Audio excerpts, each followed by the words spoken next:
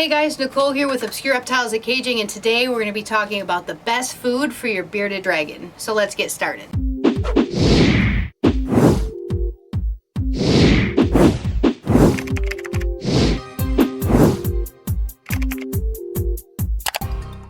Hey guys, so today we are talking about bearded dragons and the best foods for them.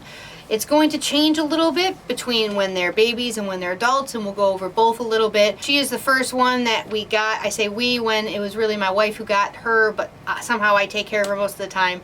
She was a rescue that the picture didn't show. She was missing half her tail when we got there. She had this much of her tail, half of her tail that was holding on by barely a string, and it wasn't infected, seemed okay. Within a day it fell off. We ended up taking her to a vet. Had a whole bunch of stuff go on with her, but she is absolutely wonderful. That's a reason why I'm always going to tell people, do not cohab your bearded dragons. She was in a cage with a male, and that's how she lost her tail. Super awesome bearded dragon. I highly recommend them if you guys are looking for an awesome pet. We have full care guides, full breeding guides, a whole bunch of information about them, but today we'll talk specifically about their diet. So there are different things everywhere. I'm just going to talk to you about my personal experience on having the dragons that we have. We've had babies, we've had eggs that hatched and raised them up. We have our older ones that we've had for a while now. I'm going to talk about some of the things I've seen online, and everything you're about to hear is my personal experience. It might not be exactly the same for you, or it might be slightly different. So when it comes to our bearded dragons, when they start off as babies, most of their diet is going to be insects. When it comes to insects though, you're going to want high protein, low fat things, and you do not want to give them anything with a hard bodied shell. Things with an exoskeleton like a superworm or a mealworm, things like that can actually get bound up in their stomach, and it can actually kill your baby bearded dragon. You want to stick with things like crickets, dubias, silkworms. You can do very small hornworms if you wanted to. That's an occasional treat, but as a baby, what we recommend is feeding them multiple times throughout the day. You don't want to overfeed or underfeed your baby. You don't want to power feed that animal. So I've seen a lot of people recently freaking out when people say you should feed your dragon 3 times a day. You should not feed them as much as they can eat and then still have more 3 times a day. You should feed them until they can eat as much as they can eat in about 2 to 3 minutes.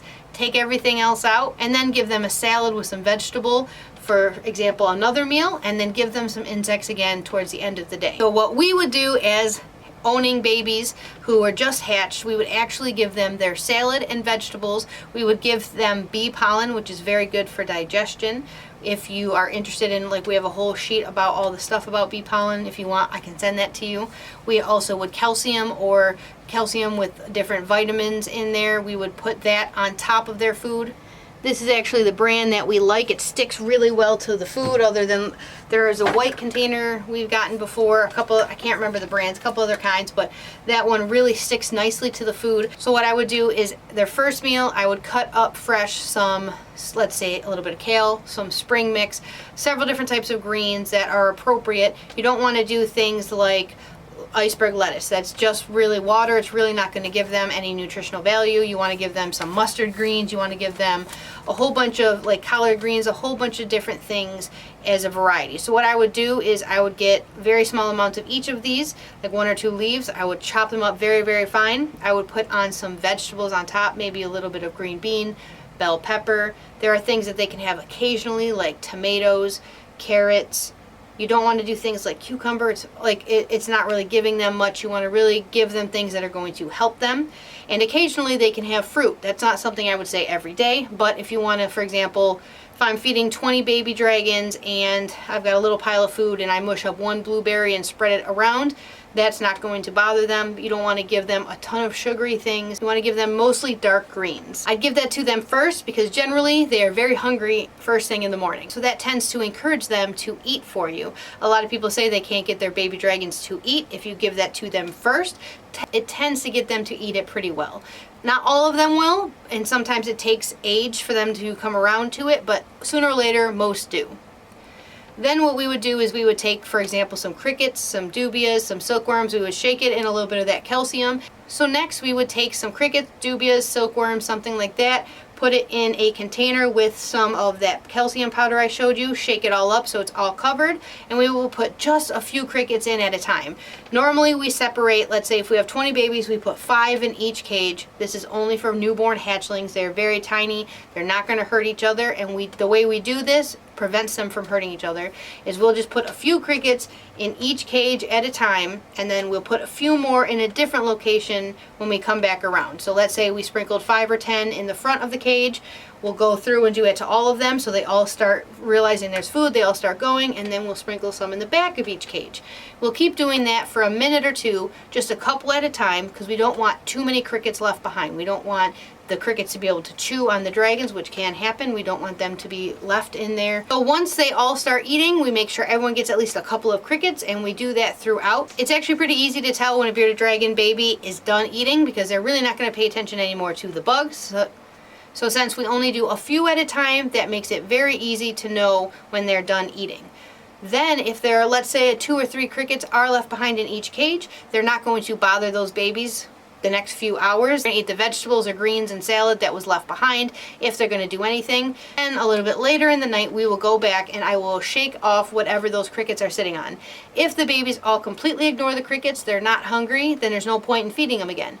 If I shake off the crickets from whatever they're sitting on and put them in the direction of the dragons and they all start eating and I know they're still hungry, then I will take a very shallow food dish and put things like the silkworms or dubias in it, put it right in front of the dragons and allow them to eat out of the bowl. That way they won't get lost in the cage, you won't have a whole bunch of bugs left behind, and they can eat until they're full. And I'll again do the same thing. I'll just keep sprinkling a little more each time until the babies have their food. Now when it comes to your adult bearded dragon, you're really just going to be feeding them one salad with vegetables, again maybe occasionally a fruit. Try to stick to, again, dark lettuces. There's huge lists of foods. Maybe I'll take a few minutes and I'll put all the foods that I read that are the absolute best for them, ones that are okay occasionally and ones that are not bad. I'll put it up over here on the side while I keep talking.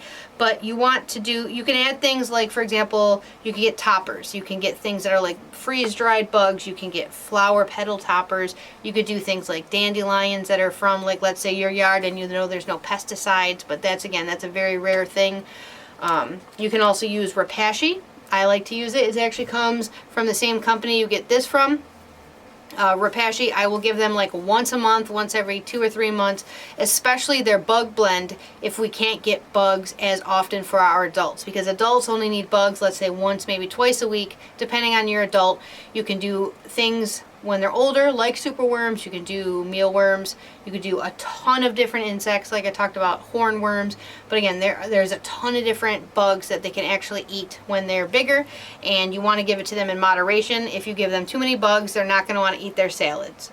Another option is Reptiles. We've used that, and our bearded dragons have had that as well, but you kind of have to chop it up very small and tongue feed it to them because they really don't know what it is, because it's all squished up and it kind of defeats the purpose of it being in a link, that you have to cut it up. Same with our Ackie monitors. We've gotten it before for them, especially because they eat only these Ackies. Especially since these Ackies only eat meat, it made it a little bit easier getting that for an occasional treat. But there's nothing wrong. There's a ton of different flavors and blends, especially for bearded dragons when it comes to the Repashy and the Reptilink. But those are great alternative options. I wouldn't say all the time. I also wouldn't really recommend the dried food. The only time I would recommend that is, for example, if I know I'm going camping over the weekend and I give them a fresh salad when I leave Friday, then I'll take another bowl, put in a little assortment of the dry stuff for Saturday because I know I'll be home Sunday morning, and that way they're not skipping an actual meal. But other than those rare occasions, I wouldn't really recommend the dry stuff. Alright guys, that's it for this video. If you have any questions, you can put them in the comments below. If you haven't already, please subscribe. We do new videos every single week. So I'll see you guys in the next video.